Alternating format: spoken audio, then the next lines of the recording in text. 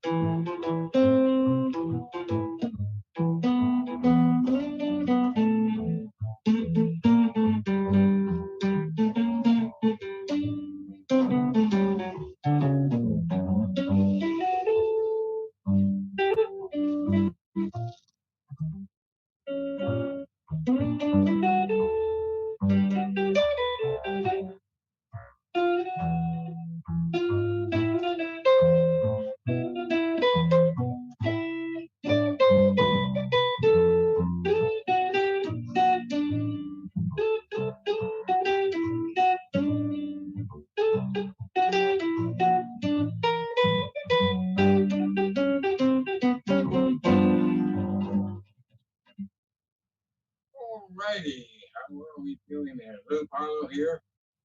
Gary Mazzaropi. Hello. And we have a lot of stories with Paul. In fact, going back to Fat Tuesday's days, before I started, what was the guitar player's name? Wainwright. Wainwright. Another great guitar player. Wainwright. Left-handed. Yes, he was. Left-handed guitar player. And then I came into Fat Tuesdays with Gary. That was about 1984. 84. 84, okay. 84. 1984. Long time. And of course, I was playing with Les before that. A lot of places in New Jersey we were doing. But so many stories, like I said, that we can go on and on and on. But happy birthday, Les, by the way. June 9th is his birthday. And I'd like to thank Muriel Anderson and Tom Fresh yesterday. Great performances by the two of them. And Tom, I know for a long time. Tom is some performer. He's an entertainer. My God, we did a recording session out in New Mexico, and God, how many years ago? Maybe 18 years ago, 17, 18 years ago. Great recording session we did out there, and we had a ball out there. But let's go back to Les Paul.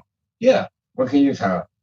Well, first of all, actually today we're coming to you from the Caso Pallo here in lovely downtown Haskell, New Jersey. Yeah. Which my GPS didn't really want to send me to for some reason. There's some kind of a weird little turn down there, and the car just didn't want to make it. But I finally found it. I'm parked safely in the driveway, this nice street. I don't know if you guys heard while we were playing, some kids went by on dirt bikes or something up on down the street. It was kind of loud in here. I don't know if you heard it or not, but it was a little bit distracting. So anyway, we're here on a very nice, cool day so far. It's not very hot out there, and we're enjoying ourselves here. And as far as Les stories go, you know, he was up until the very end very quick-witted. He wasn't the type of guy that you would want to, as I say, match wits with, because he was very sharp and he was very quick. An example of this would be one evening, a guitar player came in, and he always used to let, whoever wanted to sit in could basically sit in with us. So he let this guy sit in. He was from Europe, didn't speak any English, and had an acoustic guitar. So Les invites him up on stage. Guy sits down, they put a microphone in front of his guitar. And the fact that he couldn't speak English gave Les the perfect opportunity to kind of like make some jokes at his expense. Because Les was all about the audience, first of all, and entertaining the audience.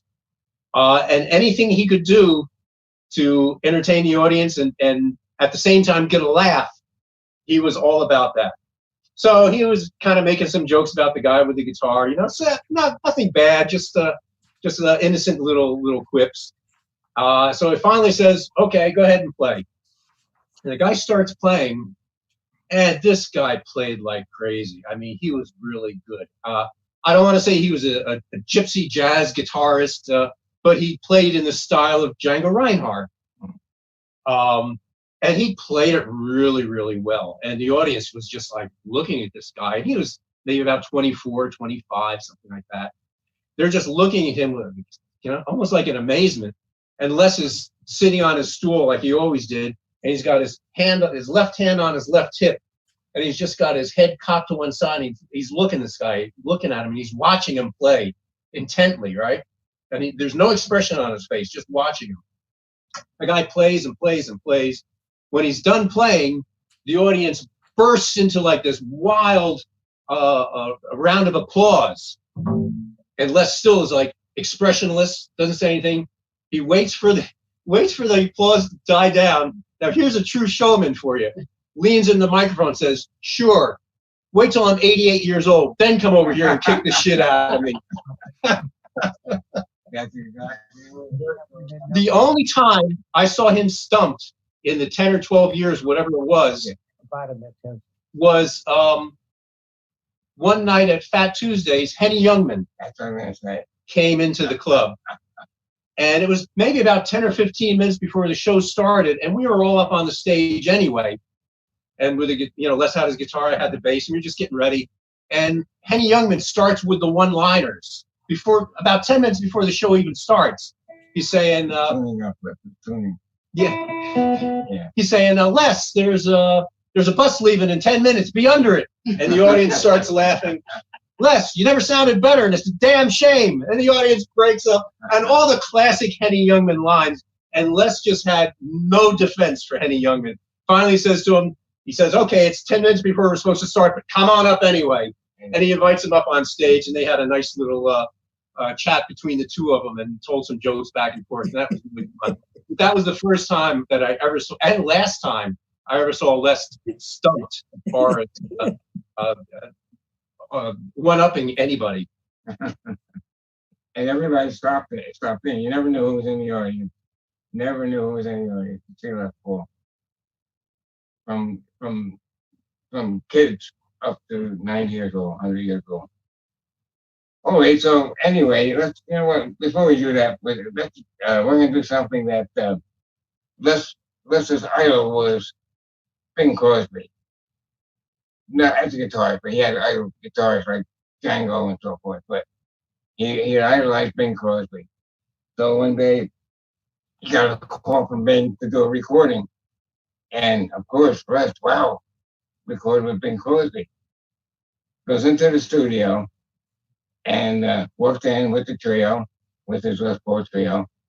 And Bing's there, and now they have a music sheet they put out. And it says, it's been a long, long time. And Les looked and says, I can't read music. And then Bing looked at it and says, I don't read music either. So there was a maintenance man on the ladder putting light bulbs in the studio before the session. I could read it, and he went down from the ladder, got on the piano, and the song, this is the way it came out. And what we're going to do is, I'm going to try to sing a little bit, but I had surgery, so I'll try to sing the first part. Kiss me once and kiss me twice, kiss me once again, it's a long time. Having just like a smile, says can't remember when. It's been a long, long time. You'll never know how many dreams I've felt. Just how empty they all seem without you. Kiss me once and kiss me twice. Kiss me once again. It's been a long, long time.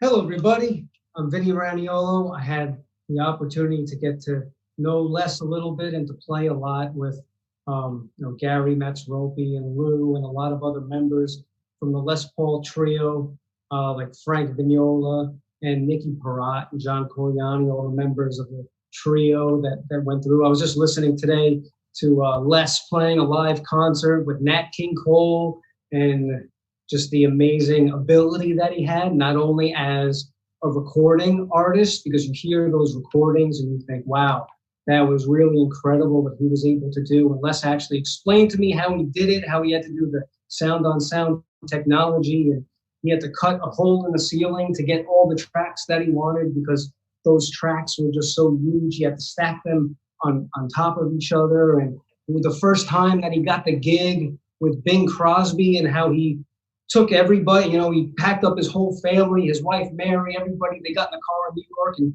drove to LA to record with Bing Crosby. So in the way that he got the recording contract was, he brought his band to New York. He told them that he had a gig, and they just went into the elevator of the office building of this music company, and they played for the head honcho, waited until he came into the elevator, and then played him a song. That's how they got the gig, how they got the record deal. So just amazing stories. It's very inspiring to hear how, how much drive that Les Paul had.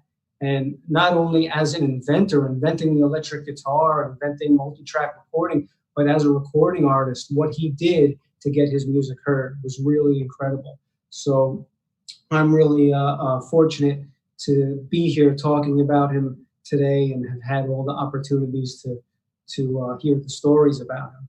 I also heard that he was a big fan of the great Django Reinhardt. So I'm going to play a little nuage here.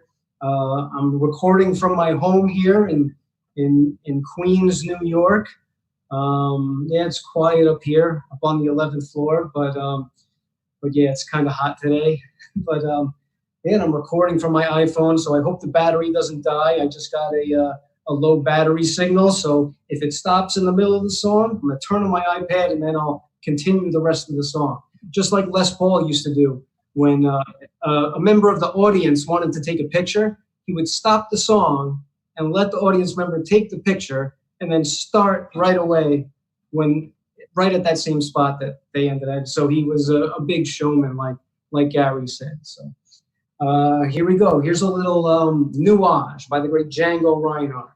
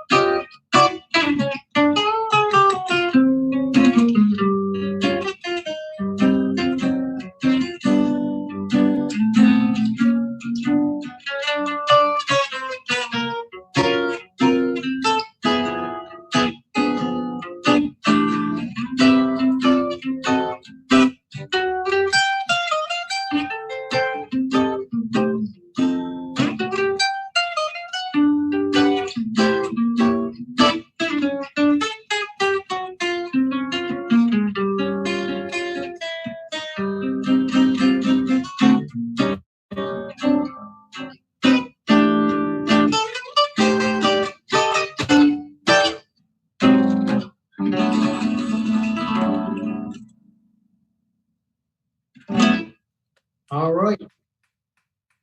Thank you very much. That was Nuage by the great Django Reinhardt, a good friend of Les Paul's. I actually heard that they were such good friends, and Les respected Django's musicianship so much. So this is just an example of how kind of a person that Les can be. After Django died, since he was what we call a gypsy, meaning that he didn't really have a home, he lived out of a caravan, he didn't really know the concept of money, but he was one of the most recorded jazz musicians in Europe. And that equaled to a lot of money from the record company that, Django would get the recording contracts, and not know how to read and just sign his name. So he'd be signing away all the stuff. But Les, not only a great inventor, not only a great musician, but a great businessman. So he saw his friend Django getting taken advantage of. So after Django died and his family was left with nothing, Django went to the recording companies because he was such a good businessman and got the money for Django's wedding to give to his wife and to his family, and gave, and Najin, Django's wife, gave the guitar of Django Reinhardt's to Les Paul as a thank you gift for getting them all this money from the recording companies. And Les, you know what he did? He started drilling holes in it to try to put pickups in it. So I thought that was a pretty funny story. And then the great luthier John Monteleone out in Long Island, he was able to fix it after the top of the guitar caved in. So yeah, so many great stories about Les. So I'll give it back to Lou and Gary and whoever else wants to tell a story or a roast about Les Paul, because I'm sure that he was a really funny guy and he loved comedians and he loved, you know, joking around. So I'm sure there's a lot of funny stories out there. Hey, Vinny, thank you. And You know, the song we're going to play now, Les recorded across the street. Judy Garland was recording Over the Rainbow, and Les played this with his trio.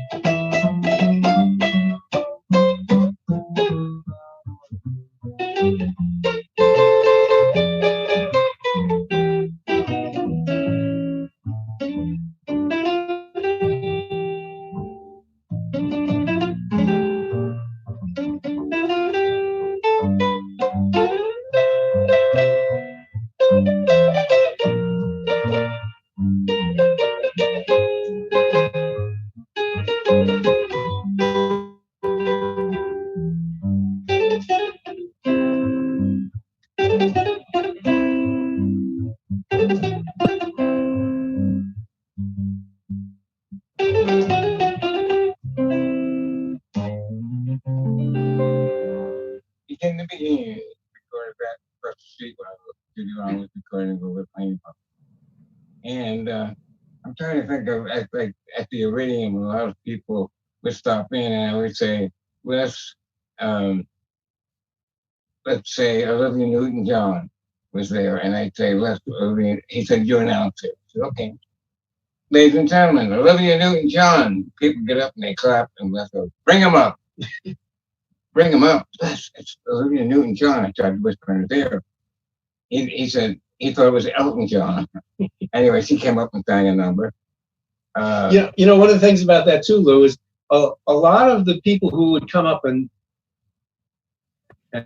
sit in were, you know, fairly well-known people, but not necessarily within Les's scope of celebrities that he was aware of. They might be quite a bit younger than people that he was used to.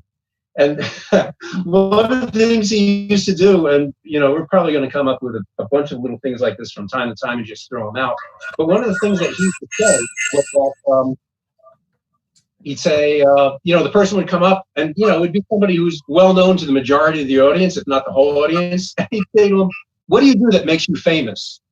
You know, which is, you know, a little deflating for most personalities, I think. Yeah. And there was a lot of big names.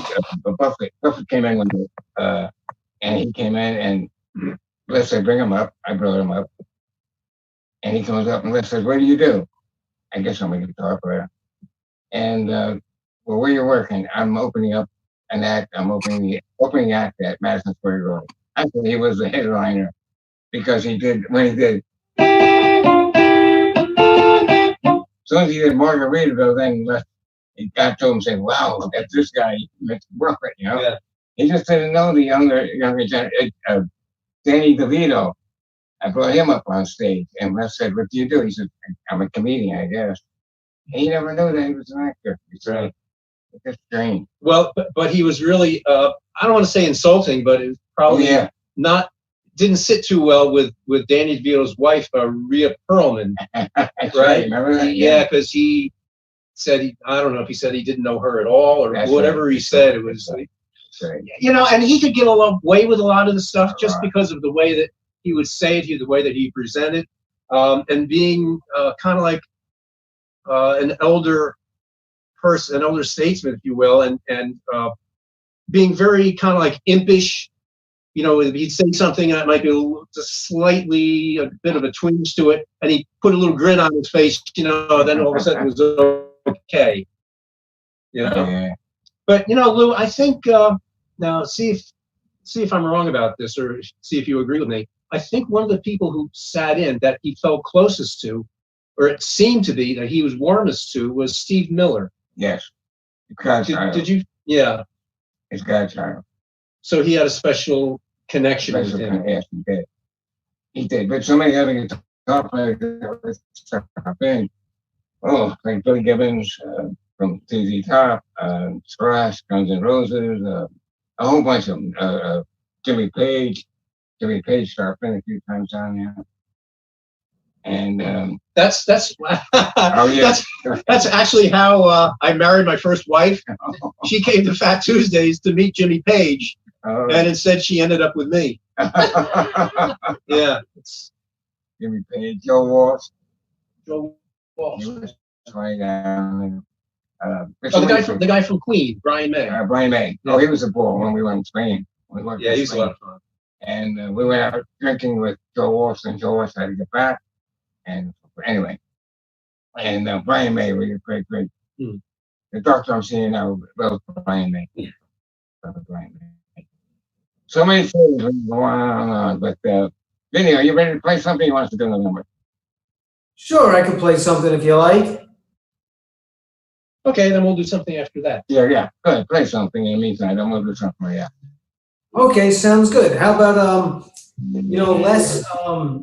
He played when his fingers were feeling good. He was really shredding away. So he has a little version of Lover that's a pretty much a shredder. So maybe I'll attempt to play that. Good. All right, here we go. Here's Les's arrangement of Lover.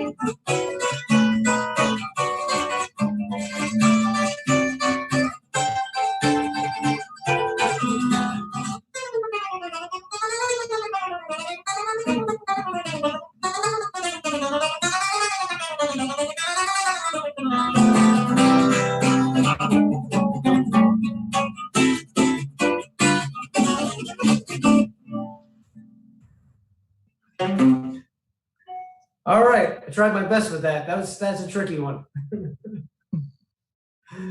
Thank you. Now I'll slow it down a little bit. I'll play one that Les used to play a lot called "I Surrender, Dear." It's in the key of D minor. Is that okay with you guys? You weren't planning on playing that, were you? No, go ahead. Here we go.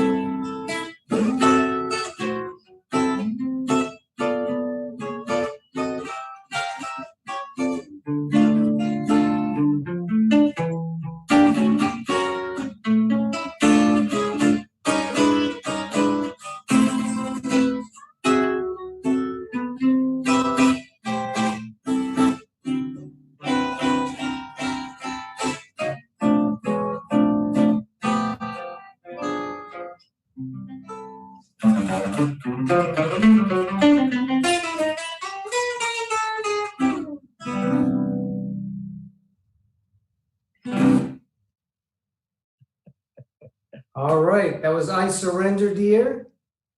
Well, Lou and Gary, you want to play another tune? Sure. Yeah, what we're going to do is, you did Lover, and that was on a 78 record.